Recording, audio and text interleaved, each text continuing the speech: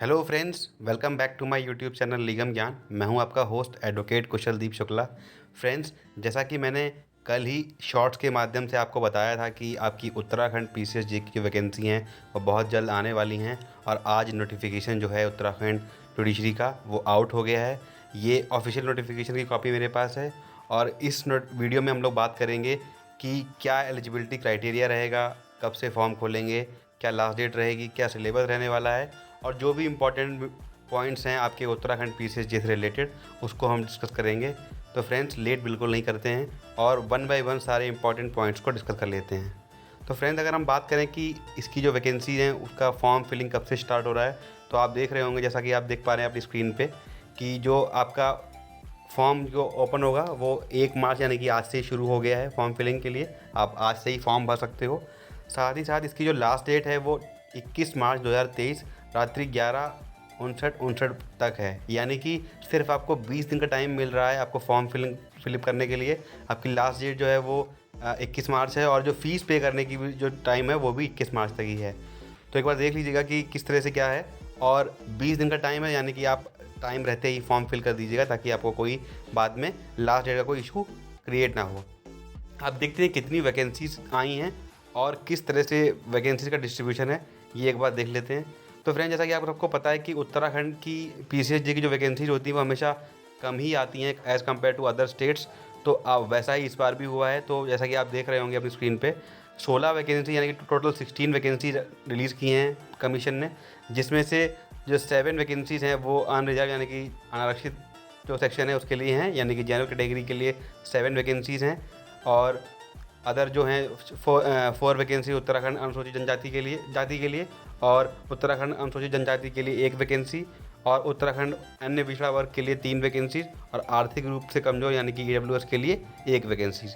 तो ये इस तरह से कुछ डिस्ट्रीब्यूशन है। टोटल 16 वैकेंसीज़ हैं और जनरल कैटेगरी के लिए 7 वैकेंसीज़ हैं। अगर आप एलिजिबिलिटी क्राइटेरिया की बात करें तो इसेंशियल क्वालिफिकेशन में आप देख पा रहे होंगे, a bachelor of law from an university established by law in Uttarakhand और by other university of India recognise for this purpose by the governor. यानी कि आप किसी रिकॉग्नाइज यूनिवर्सिटी से एलएलबी ग्रेजुएट होना चाहिए, आपको डिग्री मतलब आपको सिर्फ लॉ ग्रेजुएट होना चाहिए, आपको बार में एनरोलमेंट होना आपका ज़रूरी नहीं है। ठीक है फ्रेंड्स, और बेसिक कंप्यूटर नॉलेज आपको कंप्यूटर की हो, ये भी इंपॉर्टेंट है। अगर एज लिमिट की आप बात करें तो आपकी जो एज है वो 1 जनवरी 2023 को 22 से लेके 35 वर्ष के बीच में होनी चाहिए। यानी मिनिमम एज 22 ईयर्स है और मैक्सिमम एज 35 ईयर्स है। ये तो बात करी फ्रेंड एज के बारे में। इसके बाद देखते हैं कुछ इंपॉर्टेंट पॉइंट्स किस तरह से हैं।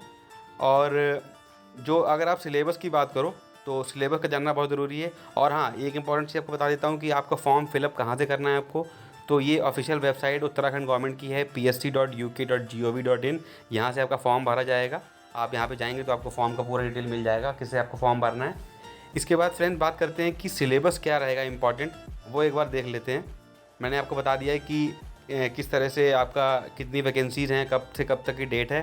और अगर आप फ़ीस की बात करो तो जनरल कैटेगरी के लिए 172 रुपये फ़ीस रहेगी, यानी कि 150 जो आपकी फ़ीस है और जो प्रोसेसिंग फ़ीस है 22.30 पैसे, वो उसको मिला के आपका 172.30 पैसा जो है वो आपकी फ़ीस रहेगी जनरल कैटेगरी के लिए। आप अपनी कैटेगरी के हिसाब से देख सकते हैं इसमें कितनी कितनी फ़ीस है, जैसे कि 172 जनरल के लिए, 172.30 ओबीसी के लिए और एससी कैटेगरी के लिए 82.30। इस तरह से कुछ फ़ीस का डिस्ट्रीब्यूशन है कि आपको कितनी फ़ीस पे करनी है।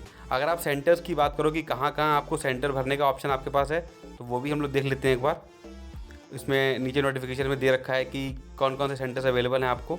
तो देखिए, आपको 14 सेंटर दे रहा है कमीशन यहाँ पे, यानी कि आप अपनी चॉइस के हिसाब से 14 जगह पे आप फॉर्म फिल कर सकते हो। यानी आपका फॉर्म तो कहीं भी फिल कर सकते हो आप। आपका एग्ज़ाम जो है इन 14 जगह पे हो सकता है।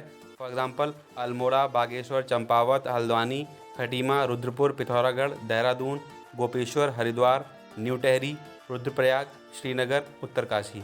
जैसा कि आप सबको पता ही होगा कि जो स्टेट कमीशन के एग्ज़ाम्स होते हैं वो उन्हीं के स्टेट में होते हैं जिस स्टेट का आप वो फॉर्म निकालते हैं। फॉर एग्ज़ाम्पल अगर यूपी का फॉर्म हो रहा है तो यूपी का कोई फॉर्म निकल रहा है जुडिशरी से रिलेटेड, तो आपका वो उसका जो सेंटर रहेगा वो यूपी के ही किसी डिस्ट्रिक्ट में होगा।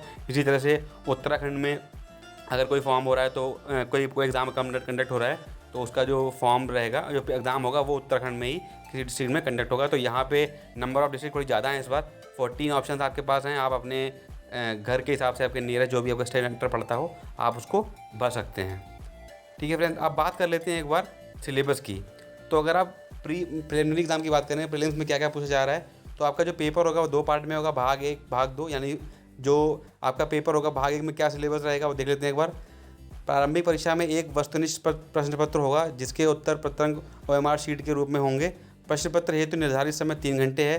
प्रश्न पत्र में भाग 1 सामान्य ज्ञान 50 अंक का तथा विधि 150 अंक का, यानी कि आपका 3 घंटे का पेपर होगा। ठीक है, 2 पार्ट्स होंगे उसमें, पार्ट ए आपका GS का होगा, पार्ट 2 आपका लॉ का होगा। सिलेबस किस तरह से एक बार आप देख लीजिए। तो आप प्रीलिम्स की बात करें तो उसका पार्ट 1 जो है यानी कि GK का पेपर है, उसका क्या सिलेबस है। भारत और विश्व की विशेषकर विधि जगत में घटित होने वाली दिन प्रतिदिन की घटनाएं सम्मिलित की जाएंगी, यानी कि नेशनल और इंटरनेशनल अफेयर्स जो आपका रहेगा वो आपसे उसमें पूछा जाएगा। प्रश्न मुख्यतः अंतर्राष्ट्रीय विधि यानी कि इंटरनेशनल लॉ और तटस्थता, नवीनतम लागू विधान विशेषकर भारतीय संविधान, इंडियन कॉन्स्टिट्यूशन, लॉ, और जो मेनली कहने का इनका मतलब ये है कि आपका लीगल करंट अफेयर है वो पूछा जाएगा, इंटरनेशनल लॉ है वो पूछा जाएगा। इस तरह का जो आपका GS रहेगा उस तरह से क्वेश्चन होंगे। इसके बाद आपको बात करें जब पार्ट 2 की, यानी कि आपका लॉ का पार्ट जो होगा उसमें आपका TPA, हिंदू लॉ, मुस्लिम law, Indian evidence act, CRPC और IPC से क्वेश्चन आपके पूछे जाएंगे। ठीक है फ्रेंड्स, यानी कि CPC CRPC आपके जो मेजर लॉज हैं वो पूछे जा रहे हैं, एविडेंस पूछा जा रहा है। और अगर आप माइनर लॉज की बात करें यानी कि आपका जो लोकल लॉ के तौर पे देखा जाए तो हिंदू लॉ और मुस्लिम लॉ पूछा जा रहा है। आप इसको देख सकते हैं कि सिलेबस ज़्यादा वास्ट नहीं है।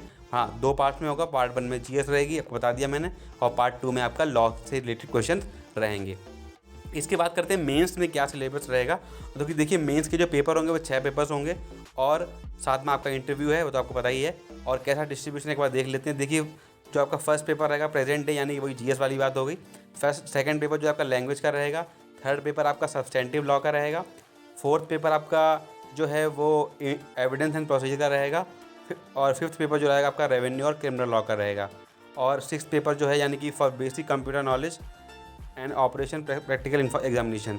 देखिए फर्स्ट पेपर जो आपका 150 नंबर का है, लैंग्वेज आपकी 100 नंबर की है, सब्सटेंटिव लॉ आपका 200 नंबर का है, और एविडेंस एंड प्रोसीजर जो है आपका 200 नंबर का है, रेवेन्यू एंड क्रिमिनल आपका 200 नंबर का है, और बेसिक कंप्यूटर नॉलेज का जो है वो 100 मार्क्स का है, और जो आपका इंटरव्यू है वो 100 मार्क्स का है। आप इस सिलेबस से देख पा रहे हो कि उत्तराखंड का सिलेबस काफ़ी हद तक यूपी से सिमिलर है, यानी कि यूपी में जो चीज़ें पूछी जाती हैं वो उत्तराखंड में भी पूछी जा रही हैं। और आपने अभी रिसेंटली यूपी का पेपर दिया भी होगा, तो आपके लिए अच्छी न्यूज़ है कि आपने रिसेंटली पढ़ाई करी भी होगी यूपी से रिलेटेड, या फिर किसी भी आप कॉम्पिटेटिव एग्जाम की तैयारी कर रहे हैं तो आपका इसमें हेल्प हो जाएगी।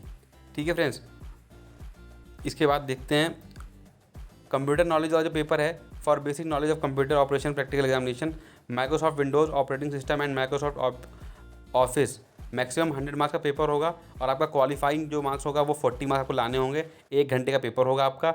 इसमें आपसे Windows internet, MS Word, MS Access, MS Excel, PowerPoint वगैरह से आपके क्वेश्चन पूछे जाएंगे।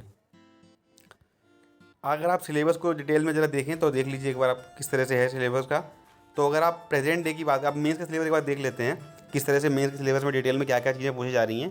तो आपका जो प्रेजेंट डे है, the paper is design to test the candidates knowledge of the reactions to what is happening in India, यानी कि वही international current international affairs, day to day affairs, world generally at the present day, particularly in the legal sphere, and also his power of expression in English. Question: the answers to which should be easy essay from will relate mainly to jurisprudence, international law, neutrality, recent legislation, particularly Indian constitutional law, and developments, especially on their legal aspect, and so on, but will not be confined to them. यानी कहने का मतलब ये है कि आपसे jurisprudence, international law, ठीक है, और न्यूट्रलिटी, ये कुछ मेन टॉपिक्स रहेंगे, कॉन्स्टिट्यूशन, इंग्लिश।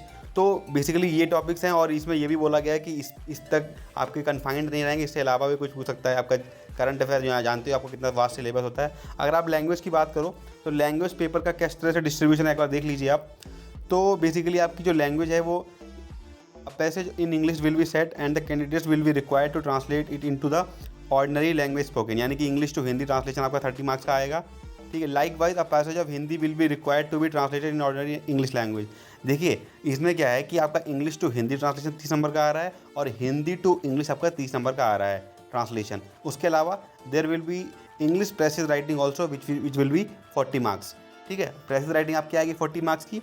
इसके बाद करते हैं फ्रेंड्स बात सब्सटेंटिव लॉ पेपर की बात कि उसमें क्या पूछा जा रहा है। The question set will be restricted in the field covered by the law of contracts, the law of partnership, law of concerning easements and torts, law related to transfer of property, including the principles of equity specially applicable thereto, the principles of equity with special reference to the law of trust and specific relief, Hindu law and Mohammedan law.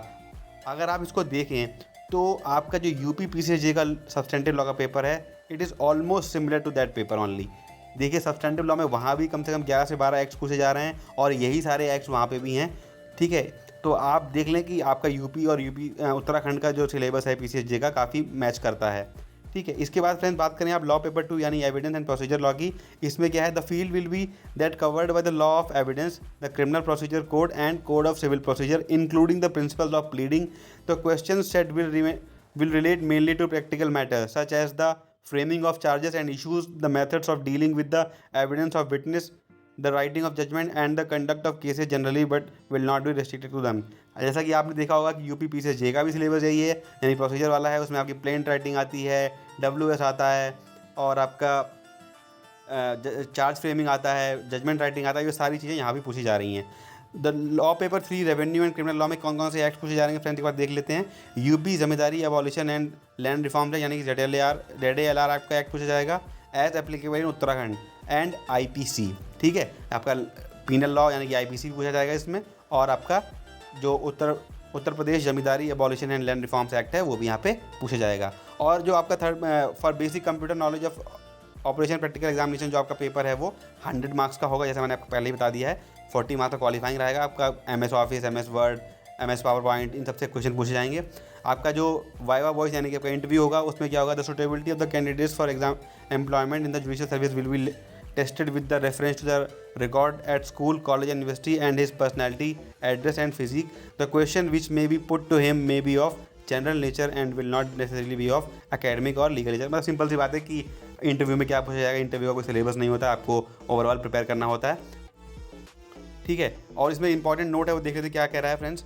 The marks obtained in viva voce will be added to the marks obtained in the written papers and the candidate's place will depend on the aggregate of both. The commission reserve the right of refuse to call for viva voce and candidate who has not obtained such marks in the law papers as to justify such refusal. यानी simple सी बात ये है friends कि आपका जो interview है उसके मार्क्स और मेंस के मार्क्स से मिलकर ही कट ऑफ बनती है, कोई नई बात नहीं बता रहे हैं. दोनों यानी आपका प्री जो होता है वो क्वालिफाइंग होता है और मेंस और इंटरव्यू के मार्क्स मिला के आपकी कट ऑफ बनती है. और जो प्री जो भी पर्सन प्री क्वालिफाई करते हैं, जैसे मान लीजिए अगर 16 सीटें हैं तो इसका 10 टाइम्स ये लोग मेंस में लिखने के लिए देते हैं. यानी कि 160 के अराउंड लोगों को ये लोग मेंस में लेंगे, वो मेंस में भी क्वालिफाई करेंगे तो वो इंटरव्यू पूछेंगे.